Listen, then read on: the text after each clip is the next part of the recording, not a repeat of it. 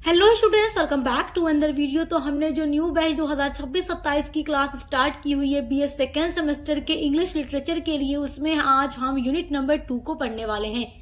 Unit number 2 में आपको stanza forms के बारे में पढ़ना है, जिसमें 4 स्टैंजा फॉर्म्स दिए गए हैं, जिनको आज की वीडियो में हम पूरा समझ कर बहुत ही अच्छे से पढ़ने वाले हैं और पूरा नोट्स भी आपको वीडियो में मिलने वाला है। और यूनिट नंबर 1 जो आपकी है, जिसमें आपको फॉर्म्स ऑफ पोएट्री पढ़ना है, उसको हमने 2 पार्ट में कंप्लीट करा दिया है, तो आप जरूर देखिएगा। और इंग्लिश लिटरेचर के अलावा भी हर एक सब्जेक्ट की क्लासेस चैनल पर स्टार्ट हो चुकी हैं। तो चलिए आज की वीडियो को शुरू करते हैं और पढ़ना स्टार्ट करते हैं। स्टैंजा फॉर्म्स, स्टैंजा का मतलब आप जानते हैं। देखिए, आपको इसमें पढ़ना है हीरोइक कपलेट के बारे में, द ब्लैंक वर्ड्स के बारे में, द स्पेंसेरियन स्टैंजा के बारे में एंड टर्जा रायमा के बारे में। ये 4 तरीके के स्टैंजा फॉर्म्स आपके यूनिट नंबर 2 में दिया गया है आपके सिलेबस में हर यूनिवर्सिटी के।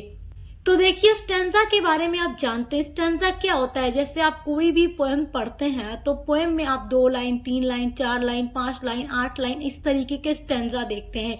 और देखिए, पोएम्स में आप लोगों ने राइमिंग स्कीम के बारे में भी पढ़ा है इसके पहले वाली वीडियो में, कि जो पोएम होती है उसमें राइम स्कीम भी होता है, यानी कि पोएम की जो लाइंस होती हैं उनका जो लास्ट वर्ड होता है अगली लाइन के साथ मैच करता रहता है। तो उसके भी अलग अलग कुछ पैटर्न होते हैं कि कौन सी पोएम में, कैसी पोएम में किसके साथ, किस लाइन के साथ राइम स्कीम मैच करता है। तो उसके बारे में मैं आपको यूनिट नंबर 1 में पढ़ा चुकी हूँ। यूनिट नंबर 1 पढ़े रहेंगे तभी यूनिट नंबर 2 को समझ पाएंगे। तो चलिए पढ़ते हैं हीरोइक कपलेट के बारे में। सबसे पहला जो स्टैंजा फॉर्म आपके यूनिट नंबर 2 में दिया गया है। देखिए, एक बात मैं और आपसे कहूंगी कि जो अलग अलग स्टैंजा यहाँ पर आपके दिए गए हैं पढ़ने के लिए, सभी में अलग अलग तरीके की राइम स्कीम होती है, अलग अलग पैटर्न होता है इनको लिखने का। और कोई भी पोएट जब पोएम लिखता है तो किसी भी तरीके का स्टैंजा यूज करके लिख सकता है। तो चलिए जानते हैं अलग अलग स्टैंजास के बारे में। सबसे पहला है हीरोइक कपलेट, जिसको दोहा भी कहते हैं, वीर दोहा भी हिंदी में कहा जाता है। हीरोइक कपलेट जो होता है 2 लाइन का होता है। कितने लाइन का होता है? 2 लाइन का। ये हमेशा ही 2 लाइन का होगा और इसमें राइम स्कीम मैच करती है। A heroic couplet is a pair of rhyming lines in iambic pentameter, a poetic metre that is used in English poetry. देखो, जो हीरोइक कपलेट होता है ना, ये 2 लाइन का होता है। इसमें 2 से ज्यादा लाइंस नहीं हो सकती हैं। ये एक ऐसा स्टैंजा होता है जिसमें 2 लाइंस होती हैं और दोनों लाइन की जो राइम स्कीम होती है वो मैच करती है। यानी पहले वाली लाइन का जो लास्ट वर्ड होता है वो लास्ट वाली यानी सेकेंड वाली लाइन के लास्ट वर्ड के साथ मैच करता है। और इसमें एम्बिक पेंटामीटर भी होता है। ये एक पोएटिक मीटर होता है। पोएटिक का मतलब पोएट्री कह सकते हैं या काव्य कह सकते हैं। That is used in English poetry, जो कि इंग्लिश पोएट्री यानी कविताओं में यूज किया जाता है। और आप जब विलियम शेक्सपियर की कोई भी सोनेट पढ़ते हैं, सोनेट आप जानते हैं 14 लाइन की पोएम होती है, जो आप इसके पहले वाली वीडियो में यानी यूनिट नंबर 1 के पार्ट 1 में पढ़ चुके हैं। तो विलियम शेक्सपियर की कोई भी सोनेट जब आप पढ़ते हैं तो उसमें लास्ट का जो स्टैंजा आप देखते हैं 2 लाइन का होता है और वो हीरोइक कपलेट होता है जिसमें राइमिंग स्कीम होती है। इसके बारे में मैं आपको समझा चुकी हूँ और एक एग्जाम्पल मैं आपको इसमें भी दिखाने वाली हूँ। इन दिस फॉर्म, इस रूप में यानी कि स्टैंजा के इस रूप में, there are 2 line rhyming in the end. यहाँ पर 2 लाइन्स होती हैं जिनकी राइमिंग मैच करती है एंड में। Both the lines begin iambic pentameter, और ये जो दोनों लाइन्स होती हैं शुरू होती हैं एम्बिक पेंटामीटर के साथ। A pentameter is a line consisting of 5 feet and if each one of these 5 feet is an amp or ambic foot, the line becomes ambic pentameter। देखिए, ये जो पेंटामीटर होता है, जो एक पेंटामीटर होता है एक लाइन का, वो कंसिस्टिंग मतलब बना होता है ऑफ 5 feet, 5 फीट के साथ। तो देखिए, ये जो पेंटामीटर होता है वो 5 फीट से बना होता है, यानी इसमें 5 फीट होते हैं और इसमें 10 सेलेबल्स होते हैं, यानी कि इसकी हर लाइन में 10 सेलेबल्स होते हैं। और इसमें 2 लाइन होती है, ये आप जानते हो, जो हीरोइक कपलेट होता है। और हर लाइन में 10 सेलेबल्स होते हैं और 5 इसमें एम्ब होती है। The iambic is made of 2 syllables, the first unstressed and second stressed. और ये जो एम्बिक होती है इसमें वो मेड यानी बनी होती है ऑफ 2 सेलेबल्स, 2 सेलेबल्स के साथ। जो फर्स्ट सेलेबल होता है वो अनस्ट्रेस्ड होता है एंड सेकेंड सेलेबल स्ट्रेस्ड होता है। यहाँ पर आप इस तरीके से समझिए कि जब आप हिंदी में कुछ भी पढ़ते हो, कोई भी शब्द पढ़ते हो और वहां पर जब छोटी ई की मात्रा होती है तो आप उस पर थोड़ा जोर डालकर पढ़ते हो। जैसे आप पढ़ते हो की लिखा है, क में छोटी ई की मात्रा है तो आप की पढ़ते हो, थोड़ा उस पर जोर डालते हैं। सो यानी कि वहां आप तनाव डालते हैं, वो स्ट्रेट सिलेबल होता है इंग्लिश में।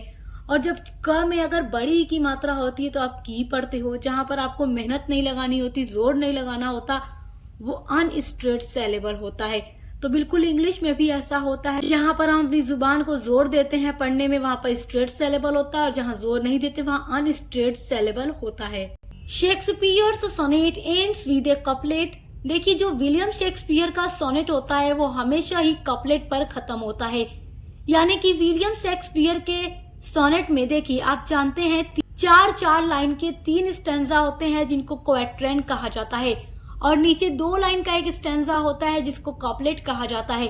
तो कुल मिलाकर 14 लाइन हर सोनेट में होती है, चाहे वो शेक्सपियरियन सोनेट हो या फिर इटालियन सोनेट हो। और इसके बारे में मैं आप लोगों को यूनिट नंबर 1 में पढ़ा चुकी हूँ। तो देखिए, यहाँ पर मैंने एक एग्जाम्पल नोट किया है, विलियम शेक्सपियर की सोनेट है let me not to the marriage of true minds, जो आपके सिलेबस में भी रखी गई है और मैं इसको पूरा पढ़ा भी चुकी हूँ। बहुत ही अच्छी सोनेट है। इसका एक और टाइटल है ट्रू लव, यानी कि इसमें सच्चे प्यार के बारे में विलियम शेक्सपियर ने डिफाइन किया है, बताया है। तो देखिए, इस पोएम का जो लास्ट स्टैंजा है वो हीरोइक कपलेट है, यानी 2 लाइन का स्टैंजा राइमिंग स्कीम के साथ। तो पढ़िए, if this be error and upon me proved, I never write nor no man ever loved. तो प्रूव्ड, लव्ड, यहाँ पर देखिए हम जब लास्ट वर्ड बोल रहे हैं इस दोनों लाइन का, तो यहाँ पर हमारी तुकबंदी हो रही है, यानी कि राइम स्कीम बन रही है। तो इसलिए ये क्या होता है, 2 लाइन का स्टैंजा होता है जिसमें राइमिंग स्कीम मैच करती है। सो आई होप कि आप इसको समझ गए होंगे।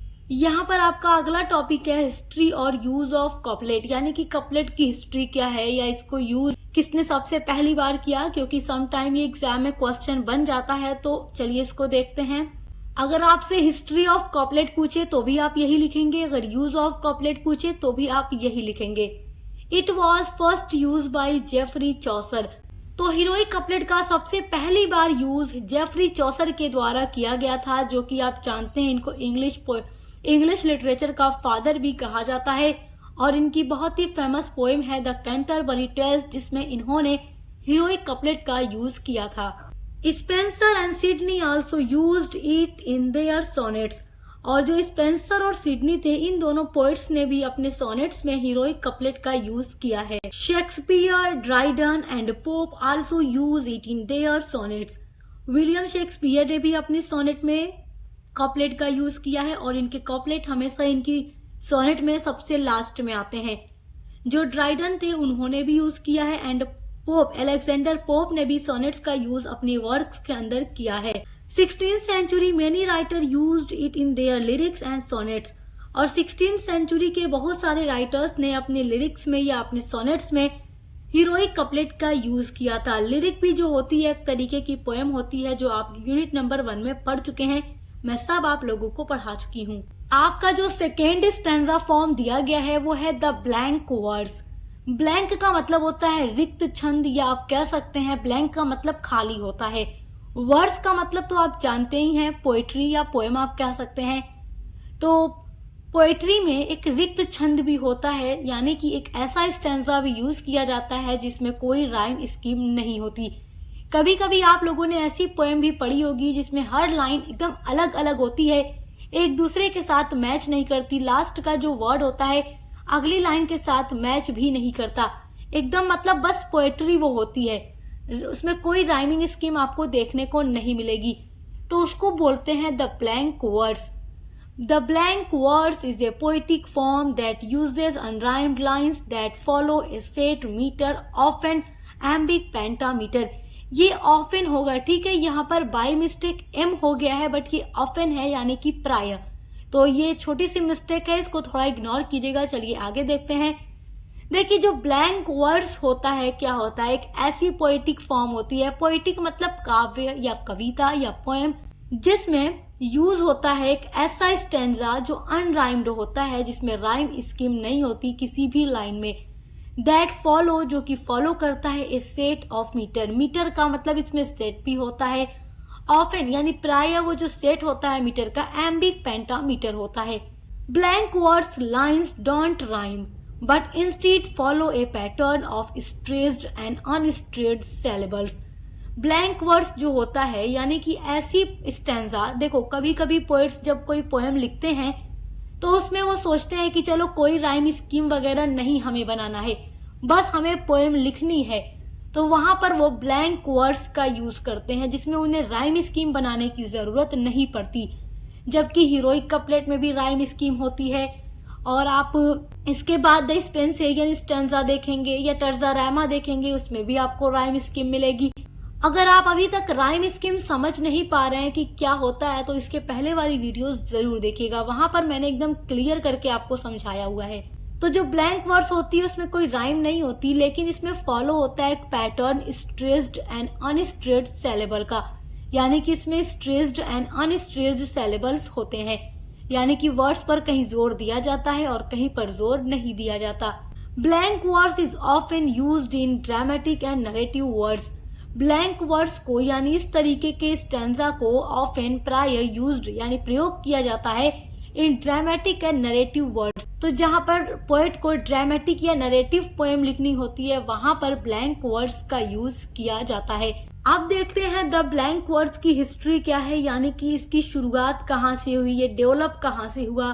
The blank words originated in 16th century Italy as an adaptation of unrhymed poetry from ancient Greece and Rome। जो ब्लैंक वर्ड्स स्टैंजा है ओरिजिनेटेड मतलब इसकी उत्पत्ति हुई है या इसकी शुरुआत हुई है इन 16th century यानी 16वीं शताब्दी में इटली में, एज एन अडेप्टेशन यानी कि इसको अडॉप्ट किया गया है ऑफ अनराइम्ड पोएट्री, जो अनराइम्ड पोएट्री होती थी फ्रॉम एंशिएंट ग्रीस। एंशिएंट मतलब प्राचीन, ग्रीस मतलब यूनान एंड रोम। तो देखिए प्राचीन यूनान या रोम में जो पोएट्री लिखी जाती थी जिसमें कोई राइम स्कीम नहीं होती थी, कोई तुकबंदी योजना नहीं होती थी, राइम स्कीम को ही तुकबंदी योजना कहते हैं, तो नहीं होती थी। तो ऐसी पोएम जो ग्रीस में लिखी गई, रोम में लिखी गई, उन्हीं को इटली के पोएट्स ने अडॉप्ट कर लिया और ऐसी पोएम लिखना शुरू कर दिया जिसमें कोई राइम स्कीम नहीं होती है। तो इसकी शुरुआत इटली में 16th सेंचुरी में हुई थी, जो बाद में इंग्लैंड भी पहुंचती है। Henry Howard and Earl of Surrey introduce blank words to England in the 1550। तो हेनरी होवार्ड जो थे ये भी एक पोएट थे, अर्ल ऑफ सरे ये भी पोएट थे। इंट्रोड्यूस यानी इन्होंने परिचय दिया या फिर ये लेकर गए ब्लैंक वर्ड्स को टू इंग्लैंड, इंग्लैंड में इन द 1550 यानी 1550 के दशक में Henry Howard and Earl of सरे ने इंग्लैंड में ब्लैंक वर्ड्स की शुरुआत की। तो इंग्लैंड में ब्लैंक वर्ड्स ले जाने का क्रेडिट अर्ल ऑफ सरे एंड हेनरी होवार्ड को जाता है। यहाँ पर मैंने कुछ और पोएट्स के नाम नोट किए हैं जिन्होंने अपनी पोएम्स के अंदर द ब्लैंक वर्ड्स स्टैंजा का यूज किया है, यानी ऐसी पोएम लिखी है जिसमें कोई राइम स्कीम नहीं होती थी। तो आप नोट कर सकते हैं, इनके नाम को एग्जाम में लिख सकते हैं, काफी अच्छा नंबर आपको मिलेगा। John Keats, Tennyson, John Milton, William Wordsworth, Robert Browning and William Shakespeare are famous poets who used blank words. तो ये सारे जो राइटर के नाम आप देख रहे हैं इन्होंने अपनी पोएम्स के अंदर ब्लैंक वर्ड्स का यूज किया। और जितने भी पोएट्स के नाम आप यहाँ देख रहे हैं सभी की कोई ना कोई पोएम आपके इस सिलेबस में भी BA सेकेंड सेमेस्टर में रखी गई है। जॉन मिल्टन की आप पढ़ेंगे on his blindness, William Wordsworth की आप पढ़ेंगे the world is too much with us, John Keats का आप ओड पढ़ेंगे, रॉबर्ट ब्राउनिंग का भी आप ड्रामेटिक मोनोलॉग पढ़ेंगे जो आपके सिलेबस में दिया गया है, माय लास्ट डचेस। तो इस तरीके से आपको ये सारी चीजें पढ़ना है। विलियम शेक्सपियर का भी सोनेट आपको पढ़ना है अपने सिलेबस के अंदर। तो बहुत अच्छी अच्छी पोएम्स हैं, सब मैंने आपको पढ़ा दिए, तो आप हमारे चैनल पर विजिट करके जरूर देखिएगा। आपका जो थर्ड स्टैंजा फॉर्म दिया गया है वो है द स्पेंसेरियन स्टैंजा। आइए जानते हैं कि द स्पेंसेरियन स्टैंजा ये कैसा स्टैंजा होता है, इसमें कैसी राइम स्कीम होती है, इसमें कितनी लाइन्स होती हैं। देखिए the Spenserian stanza is a 9-line poetic form that combines iambic pentameter with iambic hexameter. देखिए जो स्पेंसेरियन स्टैंजा होता है इज ए 9 लाइन इसमें 9 लाइन होती है। पोएटिक फॉर्म यानी एक ऐसा पोएम का रूप होता है जिसमें 9 लाइन होती है। तो 9 लाइन का जो स्टैंजा होता है वो द स्पेंसेरियन स्टैंजा होता है, दैट जो कि कंबाइंस बना होता है एम्बिक पेंटामीटर के साथ विद एम्बिक हेक्सामीटर, यानी कि ये एक ऐसा स्टैंजा होता है जिसमें एम्बिक पेंटामीटर एम्बिक हेक्सामीटर को जोड़ता है। It was invented by Edmund Spenser for his poem the Faerie Queene. The Spenserian stanza का सबसे पहली बार यूज किया गया था एडमंड स्पेंसर के द्वारा, जो कि एक पोएट थे, बहुत ही फेमस पोएट थे। इनकी बहुत ही फेमस पोएम है द फेरी क्वीन। तो ये जो पोएम है द फेरी क्वीन, इसी पोएम को जब एडमंड स्पेंसर लिख रहे थे तब इसमें उन्होंने एक ऐसे स्टैंजा को यूज किया जिसमें एम्बिक पेंटामीटर के साथ साथ एम्बिक हेक्सामीटर भी हो और 9 लाइन का स्टैंजा हो। तो ऐसे स्टैंजा को द स्पेंसेरियन स्टैंजा कहा गया। इसको स्पेंसेरियन स्टैंजा इसलिए कहा गया क्योंकि इसकी शुरुआत एडमंड स्पेंसर ने की थी, इसलिए इनके नाम पर ही इस स्टैंजा का नाम रखा गया। आइए अब जानते हैं कि स्पेंसेरियन स्टैंजा में राइम स्कीम कैसी होती है।